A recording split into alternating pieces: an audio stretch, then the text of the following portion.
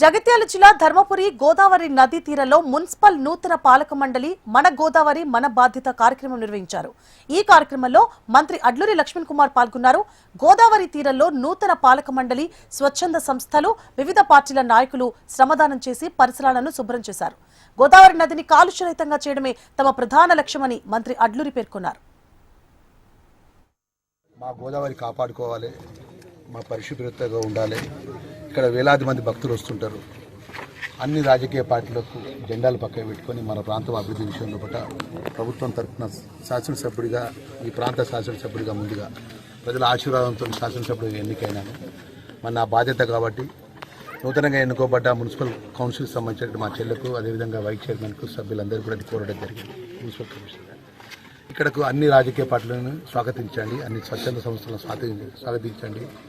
అదేవిధంగా మీడియా మిత్రులను కూడా ఏ స్థాయిలో ఆ స్థాయిలో అందరినీ కూడా ఈ యొక్క గోదావరి తీరాన్ని ఉన్నటువంటి శుభ్రత ఉండే విధంగా, శ్రమదానం చేసే విధంగా, అందరిని పాల్గొనే విధంగా మీరందరూ సమన్వయం చేసుకొని పోవాలని చెప్పేసి మరి కోరిన వెంటనే ఈరోజు ఉదయం 7 గంటల నుంచి మరి నిజంగా నేను ఒక 15 రోజుల క్రితం ఇక్కడికి వచ్చిన అనుకోకుండా వస్తే చాలా ఇబ్బందికరమైన పరిస్థితి ఉంటే చాలా పత్రికలలో కానీ చాలా సోషల్ మీడియాలో కానీ గోదావరి ఈ విధంగా ఉన్నదని చెప్పేసి అనేక అంశాలు ప్రజలు మా దృష్టికి తీసుకొచ్చారు. మన ప్రాంతం అభివృద్ధి చేసుకుందాం, మన ప్రాంతం అభివృద్ధి విషయంలో పట్ల అందరం అన్నదమ్ములాగా ముందుకు పోదాం.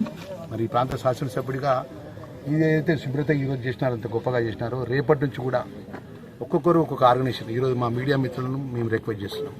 మీడియా పరంగా అందుబాటులో ఉన్నవారు కొంతమంది అయినా కూడా రేపు ఉదయం 7 గంటల నుంచి మా మున్సిపల్ కమిషనర్ గారు ఉంటారు, అదేమంతా శుభ్రత ఉండే విధంగా శ్రమదానం చేయాలని చెప్పి పిలుపునిస్తూ గోదావరిని చాలా పవిత్రంగా ఉండే విధంగా మా అందరూ కాపాడుకునే విధంగా లోపల ఒక మొదటి ప్రయత్నం ఇది రోజు మొదలుపెట్టినాం. తెలంగాణ రాష్ట్ర సాంఘిక సంక్షేమ మంత్రివర్యులు, మనందరి ప్రియతమ నాయకులు శ్రీ అడ్లూరి లక్ష్మణ్ కుమార్ అన్న గారి ఆదేశం మేరకు ఈరోజు మన ధర్మపురి మన గోదావరి స్వచ్ఛత అనే అంశం పైన ధర్మపురిలో కొత్తగా ఎలక్ట్ అయినటువంటి పురపాలక సంఘం, మేము పాలక వర్గము, మా కమిషనర్ గారు, మున్సిపల్ సిబ్బంది, ఆర్పీలు, లయన్స్ క్లబ్, ధర్మపురిలో ఉండేటువంటి పుర ప్రముఖులు అందరం కలిసి ఈ రోజు ధర్మపురి స్వచ్ఛత పైన కార్యక్రమము దాదాపు మార్నింగ్ 7 నుంచి ఇప్పటి వరకు 12 వరకు కూడా నిరంతరంగా చేసినాము. సో ఈ కార్యక్రమం ద్వారా మేము ధర్మపురి ప్రజలకు తెలియపరచాలనుకుంటున్నది ఏంటిది అని అంటే, ధర్మపురిలో స్థానికులమైన పుట్టి పెరిగిన మనము గోదావరి అంటేనే ధర్మపురి అంటేనే గోదావరి తీర్థము మరియు క్షేత్రంగా వర్ధిల్లుతున్న సందర్భంగా ఆ గోదావరి యొక్క పవిత్రతను కాపాడాల్సినటువంటి బాధ్యత ధర్మపురిలో ఉండేటువంటి ప్రతి ఒక్క పౌరునిది అనే ఒక బాధ్యత, పౌరునిది అనేటువంటి ఒక సంకల్పాన్ని అందరిలోకి తీసుకెళ్లాలనే సదుద్దేశంతో ఈ రోజు ఇక్కడ ఈ ప్రోగ్రాం ఏర్పాటు చేయడం జరిగింది.